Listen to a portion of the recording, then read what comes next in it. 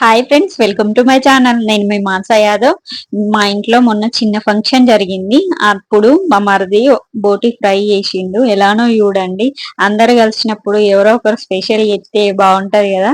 అట్లనే మా మరిది బోటి ఫ్రై చేసిండు కట్టెల పొయ్యి మీద. ఎలానో ఒకసారి యూస్ చేయండి, చాలా బాగుండే టేస్ట్ కూడా.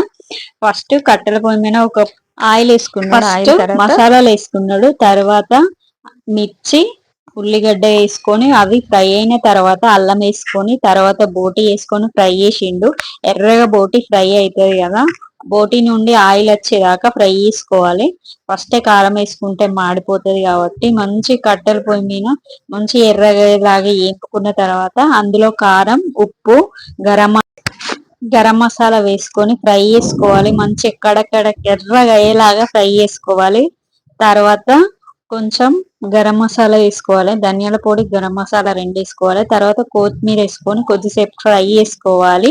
ఫ్రై చేసుకున్న దాన్ని దించుకొని పక్కకు ఒక గిన్నెలో తీసుకొని టేస్ట్ ఎట్లా ఉందో ఇప్పుడు టేస్ట్ చెప్తారు. టేస్టింగ్ టైము చేసింది ఈయననే. బాగుండే టేస్ట్, అందరు సూపర్ ఉంది అని అన్నారు. ఒక్కొక్క టేస్ట్ చూసి చెప్తారు.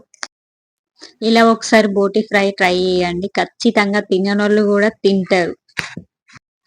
బోటి అంటే ఇష్టం లేని వాళ్ళు కూడా ఖచ్చితంగా తింటారు.